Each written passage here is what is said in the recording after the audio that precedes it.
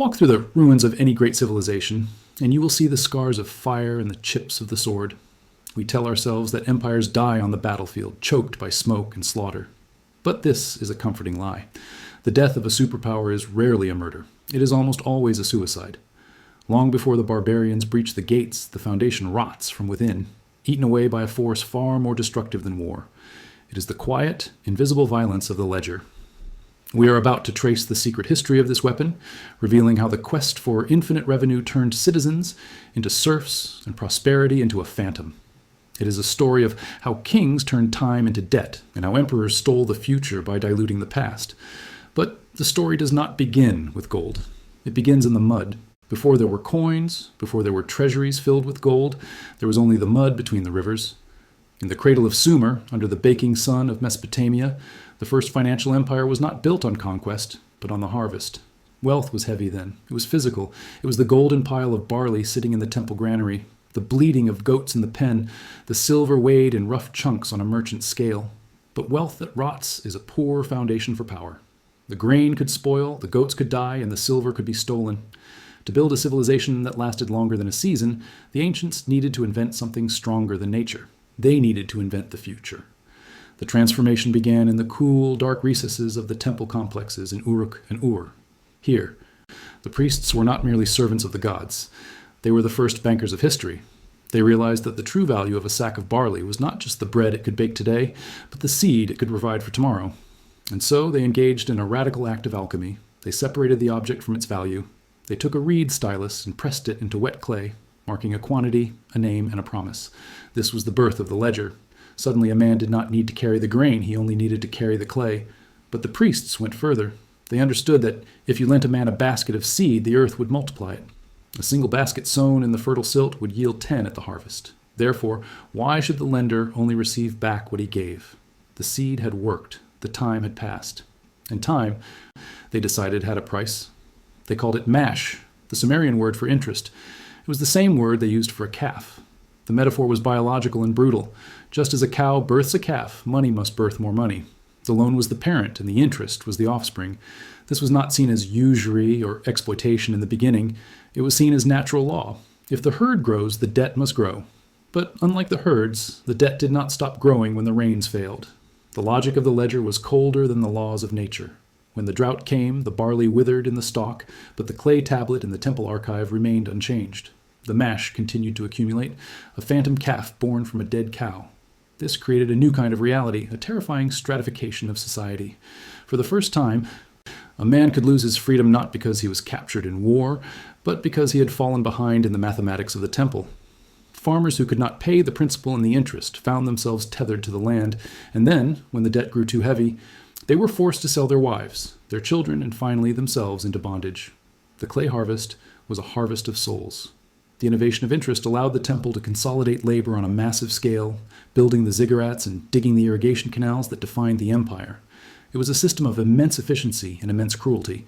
The cylinder seal rolled across the wet clay was the finality of the law. By turning time into a commodity that could be sold, the Sumerians unlocked the engine of economic growth. But they also forged the first invisible chains. They proved that you did not need a sword to enslave a population. You only needed a ledger, a stylus, and the patience to wait for the interest to ripen. For thousands of years, trade was a conversation of suspicion. If a merchant arrived at the gates of Babylon with a bag of silver dust, the exchange was slow, agonizingly deliberate. The silver had to be poured onto a scale. It had to be balanced against stone weights. Then, it had to be tested, cut with a chisel or melted in a crucible, to ensure it wasn't lead disguised by a thin wash of brightness. Every transaction was an interrogation. Wealth was trapped by the friction of verification. The economy could only move as fast as the scale could tip. But in the 7th century BC, in the kingdom of Lydia on the coast of modern Turkey, the river Pactolus washed down a solution. The riverbed glittered with electrum, a natural alloy of gold and silver. It was wealth, raw and unrefined. King Aliats, looking upon this pale yellow fortune, realized that the power of the state could solve the problem of trust. He did not merely gather the metal, he defined it. The Lydian smiths took the bean-shaped nuggets of electrum and placed them upon an anvil. With a swing of a heavy hammer, they punched a design into the metal, the roaring head of a lion. This violent strike changed the nature of money forever. The lion was not decoration.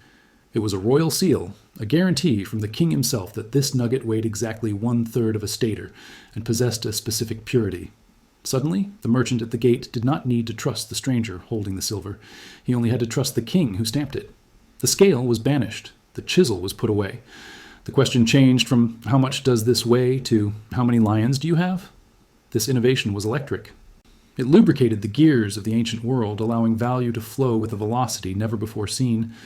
But the Lydians did not invent coinage merely to help merchants sell rugs and spices. They invented it to buy violence. The lion coin was the first perfect currency for war. Before the coin, paying a mercenary army was a logistical nightmare of cattle, grain, and raw metal. Now, a king could carry an army's wages in a chest. He could move power across borders instantly. King Croesus, the son of Alyattes, refined this weapon. He separated the electrum, purifying the gold and the silver, creating the world's first bimetallic standard. His face was not just on the coin, his authority was in the pocket of every soldier and trader from the Aegean to Persia. This was portable sovereignty. A Lydian coin spent in a Greek market was a projection of Lydian power, a silent ambassador of the state. Yet this efficiency came with a subtle severing of human connection.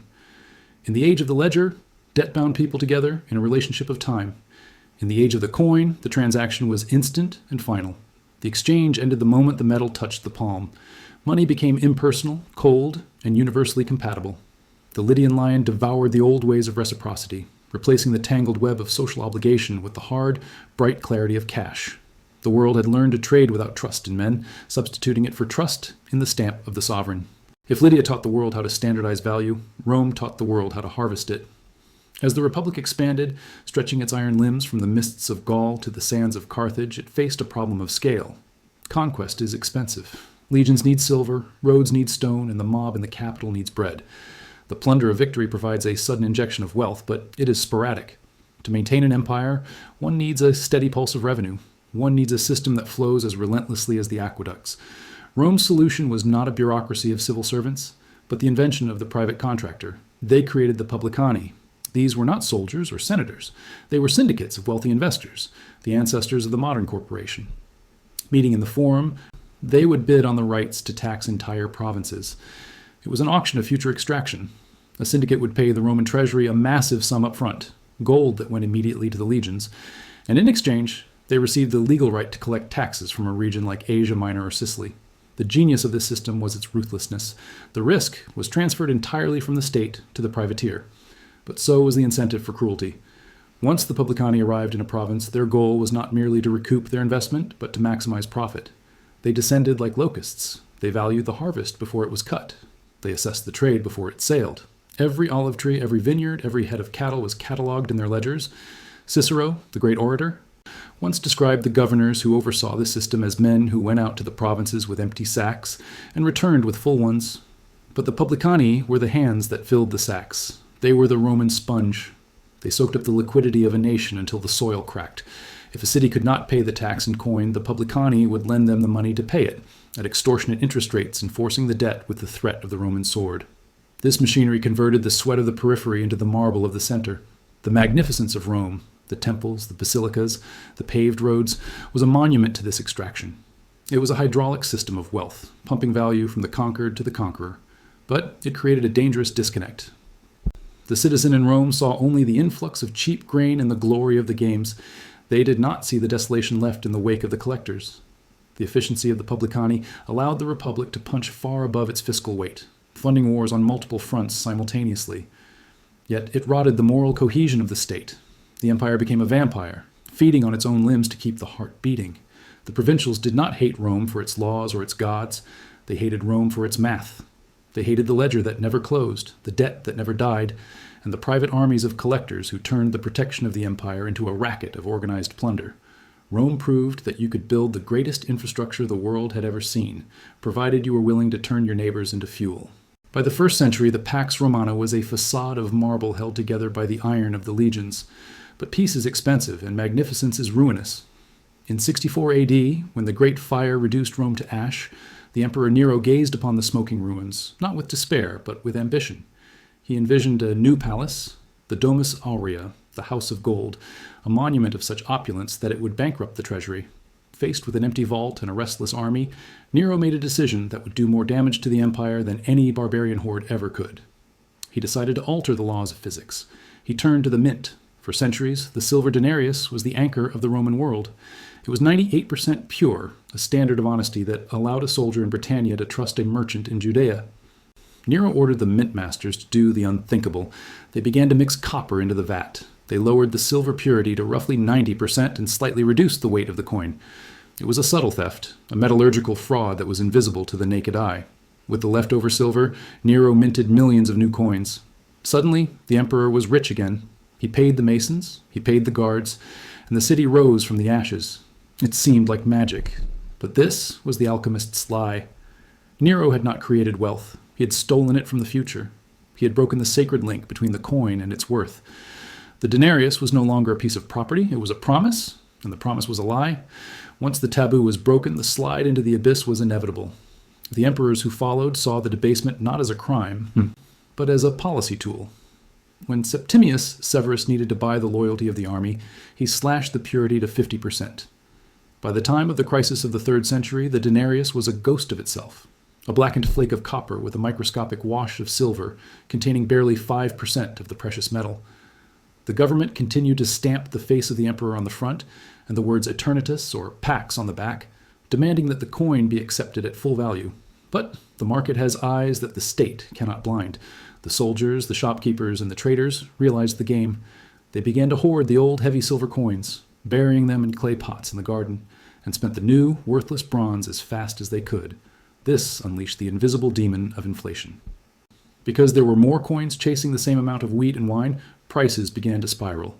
A loaf of bread that cost 1 denarius cost 10, then 100. The savings of generations evaporated.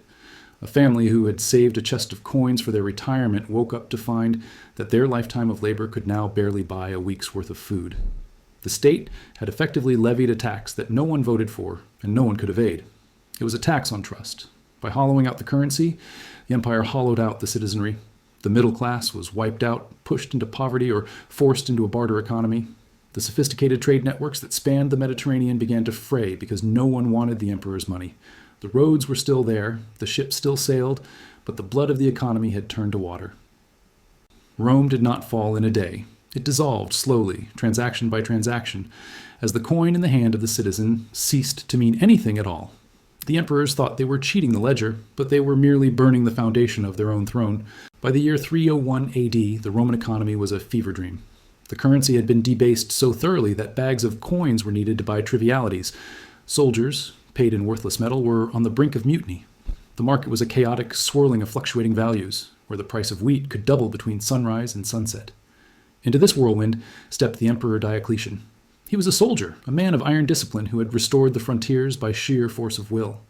He believed that the economy was just another rebellious province that could be brought to heel with a command. He did not understand that the chaos in the market was a symptom, not the disease. He saw high prices as the result of greed, of merchants preying on the needs of the state. So he declared war on the invisible hand. He issued the edict on maximum prices. It was the most ambitious attempt at economic control in human history. Stone tablets were carved and erected in the market squares of every city in the east. They listed over 1,000 goods and services, dictating the absolute maximum price that could be charged for each. A modius of wheat, a sextarius of wine, a pair of soldier's boots, the wages of a farmhand, the fee of a scribe, even the price of a lion for the arena. Everything was fixed by imperial decree. The penalty for violation was not a fine, it was death. The death penalty applied to the merchant who sold for more, the buyer who paid more, and the accountant who recorded it. Diocletian attempted to freeze the dynamic fluid of human exchange into a solid block of state law. He commanded the tide to stand still. The reaction of the economy was immediate and devastating. It did not obey. It vanished.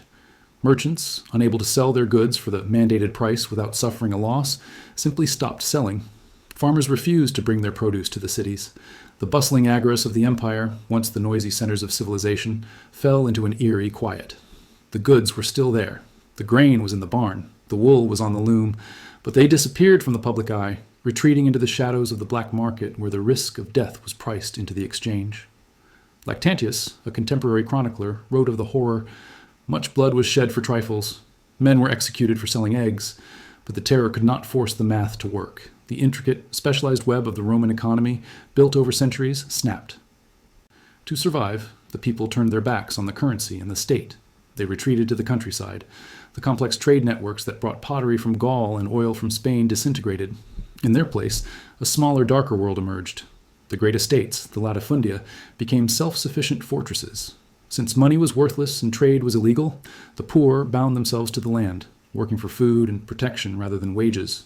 They were no longer free citizens. They were becoming colony, the ancestors of the medieval serf. Diocletian's attempt to shackle the market accelerated the very collapse he tried to prevent. He proved that the state can command men to die, but it cannot command them to trade at a loss. The edict was eventually abandoned. The stone tablets toppled into the dust, but the damage was done. The urban mercantile soul of Rome had been crushed, and the long, feudal night of Europe had begun. While Europe slumbered in the dark, feudal fragmentation of the Middle Ages, the Song Dynasty in China was engineering a civilization of dazzling sophistication. By the 11th century, the markets of Chengdu and Kaifeng were arguably the busiest on earth. But this commercial engine was stalling under its own weight. The currency of the region was iron, heavy, rusting, and low in value. A merchant wishing to buy a few bolts of fine silk had to drag a cart loaded with hundreds of pounds of iron coins. The physical friction of money was strangling the speed of trade. The solution began not in a palace, but in the private shops of the merchant class. They deposited their heavy iron strings in secure vaults and issued receipts, slips of paper called jiaozi, or exchange notes. These slips were light. They could be tucked into a sleeve. They could travel 1,000 miles without sweating. When traders realized they could swap the receipts instead of the iron, the flying money was born. The imperial court watched this private experiment with a mixture of suspicion and awe. They saw what the merchants had proven, that money did not need to have a soul of metal. It only needed a soul of authority. In the 1020s, the state seized the monopoly on this magic. They established the Bureau of Paper Currency and began to issue the world's first government-backed banknotes. This was a technological marvel. To prevent forgery, the state employed the finest carvers to cut intricate woodblocks using 6 distinct colors of ink and paper made from the fiber of the mulberry tree. The notes carried a terrifying warning: counterfeiters will be beheaded. But the true power was not the threat. It was the liberation. For the first time in human history, a government was not limited by the geology of its mines. If the emperor needed to build a bridge, raise an army, or patrol the Yangtze, he did not need to dig for copper. He only needed to print. The economic explosion was blinding. Released from the scarcity of metal, the Song economy surged. The velocity of money accelerated, funding a commercial revolution that saw the rise of joint stock companies, massive urban centers, and a standard of living that the West would not match for centuries. The flying money allowed the state to mobilize resources on a scale that made the Roman publicani look like amateurs. But the mulberry paper carried a hidden curse. Metal is stubborn. It resists the will of the king because it is hard to find and hard to refine. Paper is obedient. It is easy to print. As the Song faced the thundering hooves of the Jurchen and later the Mongols from the north, the temptation to solve the crisis of war with the press became irresistible. They printed to pay the soldiers. They printed to buy peace. They printed to pay the interest on the old notes. The discipline of the early years evaporated. As the supply of notes flooded the market, the tether to reality snapped. The paper, once as good as gold, became merely paper. Prices soared. A note with a face value of 1,000 cash might buy a handful of rice. The people, sensing the phantom nature of their wealth, rushed to convert the paper back into tangible goods, land, grain, metal, anything that the emperor's stamp could not dilute. The Song had discovered the ultimate financial secret, that money is a shared hallucination. As long as the belief holds, the paper is stronger than iron. But when the belief breaks, the paper returns to being mulberry bark. The dynasty fell, eventually consumed by the Mongol Yuan, who would take the experiment to even more disastrous extremes. But the genie was out of the bottle. The Song had severed the link between value and weight, bequeathing to the future a tool of infinite power and infinite danger. They showed us that modern prosperity is built on a promise, and that a promise is the easiest thing in the world to break. We have walked the path from the temple granaries of Sumer to the paper mills of the Song. In every age, the story is identical. The invention of money was meant to liberate us from the friction of the physical world, but in the hands of the state, it became a tool to mortgage the future.